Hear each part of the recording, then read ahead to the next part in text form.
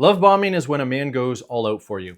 He is giving you all this affection, all of this time. He's making all these plans, often extravagant plans. He's giving you these fantastic gifts, these amazing dinners, and he is trying to make you feel really special, chosen, cherished. And on the surface, this can sort of look like what I'm talking about, what a masculine man should be doing for you, right? What is a masculine man supposed to do for you? He is supposed to cherish you. He is supposed to take care of you. He's supposed to unburden you. He's supposed to make you feel special. He's supposed to care for you. He is supposed to lead you, be in the caretaking role, and make your life amazing. And so this can be confusing for women sometimes because they think like, oh, this man is masculine. I'm finally being taken care of. And this is very dangerous because while he appears masculine, it's all an act. It's all a costume. And if you get sucked into this fantasy that he is creating for you, you're going to end up getting very hurt and disappointed and potentially harmed, not just emotionally. And we are going to talk today about why a man love bombs a woman, why you may get sucked into it, how it is different than a healthy masculine man, and what you can do if you suspect that this man that you are liking and seeing might be love bombing you.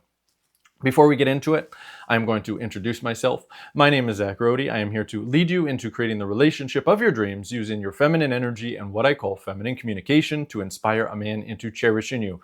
If you have not yet subscribed to this channel, make sure you do that below, hit the notification bell, and be sure to like this video because, of course, I'm going to make sure it's a really good one for you. So, love bombing. I'm not even talking about narcissists, just so we know. We're going to put that aside, though the extreme of this can absolutely be men who are diagnosable narcissists. If so, that's even much more dangerous and problematic. But men can love bomb just because they are insecure, because they don't realize their true value as a man to you. And so they're compensating to appear really generous and thoughtful and amazing and giving you all of this stuff and this amazing experience to suck you in. And a lot of this is unconscious. It's not like he's planned this all out in his basement, a whole bunch of typed notes and just put it all over his planning board. No, this is typically an unconscious process because this is all he knows. I talk on these videos, for any woman who has followed me for multiple videos, I talk about control patterns in women, right? You learn from childhood to show up in a certain way to get the love and care that you need. And it's not really who you are. It's the cover for who you are to try to stay safe. Well, men do the same thing, and it can often look very different. Sometimes it looks similar. But this is ultimately a control pattern. He is trying to control you, not in a healthy way, because healthy masculine men, they control a woman with love, right? With strong boundaries and expectations and all of that, and they're not trying to force you into anything. But this kind of control is more subtle. It's manipulative. He is trying to manipulate you unconsciously into a fantasy that it's like he's going to be there for you forever and take care of you and that you're his chosen one. And so you get sucked into it because you're getting all of this validation. And especially if you're the type of woman who hasn't gotten much of that from men, from masculine men especially, and then you got this man who seems to be really masculine on the surface and he's giving all of this to you. It's like, wow, I finally hit the jackpot. This is the guy. And then it sucks you into this fantasy. You start to fantasize about him, start to think about him a lot, and you start to fall for him. And that's dangerous because if you fall for a man, especially when it's not who he really is, then it's more difficult to extricate yourself from that situation when the red flags come up. And by the way, the red flags start as soon as he begins to love bomb you. I've been married for a decade, but say I was single today. I do some things very different than when I was single before because I was just the world's biggest cheapskate back then and I was not devotional. But today, I would of course be fully paying for every single date. I would want to make sure that any woman that I go out with feels special, feels valued, feels important to me in some kind of way. And I just like paying for a woman. It's fun for me. It's fun for any kind of masculine man. It's enjoyable to financially provide and make a woman's life easier and make her feel somewhat special. So I would be doing that, But a man is going to, he's not going to go all out on a woman until he, well, at least until he has fully chosen her. And even then, like, here's the thing. I'm just going to back up for a moment. Masculine provision often looks somewhat different than what a woman might imagine it looks like in her fantasies, okay? Take the typical fantasized woman that a woman has, right? $100,000 wedding, like going all out with the cakes and the dancing and all of this stuff, and 250 guests. I'm not saying this is your fantasy, but this is often a fantasy for a woman. And it costs a ridiculous amount of money, often an amount of money that men can't really afford. Like, I know so many men who've gone into debt for these weddings and had to cash in their investment portfolio and all kinds of things. That's not really a healthy man. Like, in my marriage, for example, like, I make sure that my wife is happy, and that, you know, she's able to buy dresses and a whole bunch of nice stuff for herself. But my primary focus is focused on saving. It's focused on investing. It's making sure that if anything happens to me or happens to my business, she's going to be great.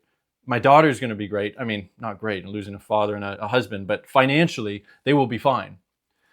And that's my focus, because that's what healthy, responsible, masculine men do, is they're focused on potential bad outcomes, preparing for those outcomes, also preparing for the best, not being overly stingy, but they're focused on that. They don't just live in the moment and don't think about, you know, falling on hard times. They don't, emasculated men, they're typically not thinking about, you know, the next recession that's going to happen, or if anything happened to their health or anything like that. And so when you're dating a man, if he's just really going all out on spending on you, I mean, if he's a multi-millionaire, I mean, that's a little bit different. But most men that you're going to be dating, probably, if you're like most women, they're not multi-millionaires. And so why are they spending all of this money on you and not thinking about an actual future with you? This is important, right? Like, if I am dating a woman, if I am single and I am dating a woman that I really like and I want to choose, I'm focusing on a future with her, which means I am saving our money and investing our money for that future, for the potential children we're going to have, all of that kind of stuff. And not just blowing it all in the moment. And so what's important for you to understand about all of this is that you already know all of this, even if you don't understand it intellectually. I'm explaining it to you intellectually, but your body already knows this because you have a feminine instinct. Your feminine instinct is always super, super aware of potential threats, financial threats, especially physical threats, emotional threats. Your feminine instinct is focused on safety because it needs to be, right? Because women are inherently vulnerable. And I mean vulnerable in a negative sense, not in a positive sense where I talk about women should be vulnerable emotionally and share all their feelings. I mean vulnerable as you can get hurt easily if you don't have discernment, if you are not listening to what your instinct is telling you. So if a man is love bombing you and he's spending way more than seems reasonable, your feminine instinct is going to feel this in some kind of way. Now, you might feel a lot of joy, you feel excitement, you're getting sucked into the fantasy, but you should also be feeling something else. You should be feeling some level of anxiety in your body. And that anxiety is warning you that something is wrong. Something is off. Something is inconsistent. It's non-congruent. And if you want to get lost in the fantasy, right, if you're not responsible enough for yourself and you allow yourself to get lost in the fantasy, well, you're going to get lost in the fantasy, you're going to ignore those feelings, and then you're going to end up getting hurt. If you are responsible, you're going to notice that anxiety and you're going to do something about it. And what you do about it is very important. There's many things that you can do with that anxiety, and some of those are definitely not going to be helpful, and they're not going to inspire a man to shift or see himself in any kind of way. Just because he's love bombing or in the spectrum of love bombing, it doesn't necessarily mean that he's a lost cause, that you should write him off. You might have to, right? Because it's a pretty big red flag for a man to do that. It shows a lot of insecurities. It shows a lack of social calibration, a lack of self-awareness. There's a lot of negative things that are wrapped into a man who is love bombing. But maybe he's a really fantastic guy. Maybe he has a lot of other aspects of his life together. Maybe you guys are super compatible and connect on so many ways, and you want things to continue to work. Well, what do you do? Well, you've got to share your anxiety, first of all. You've got to be really real with that.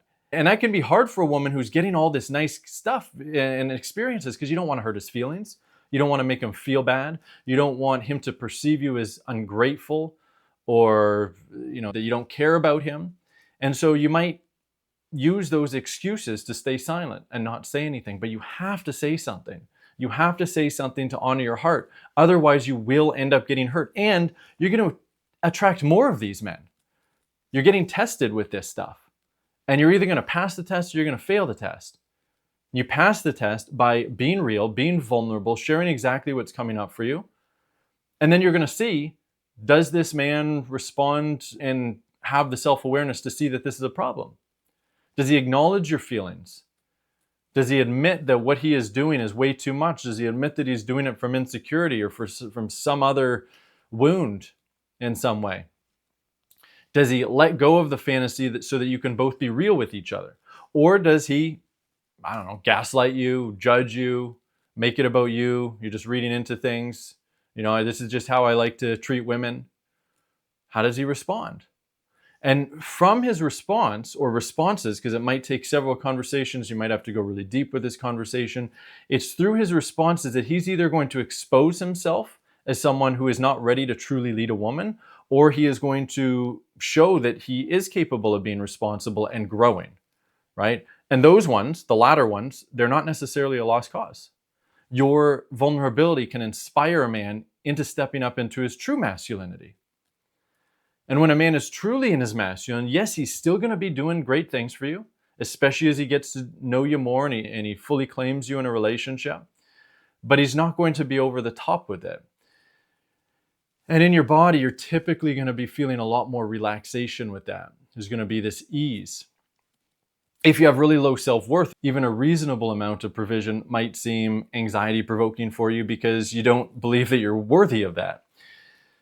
But again, in that case, you also have to share, right? Whether it's about him or whether it's about you, it doesn't matter. The fact is, you need some help with those feelings. You need help with the anxiety.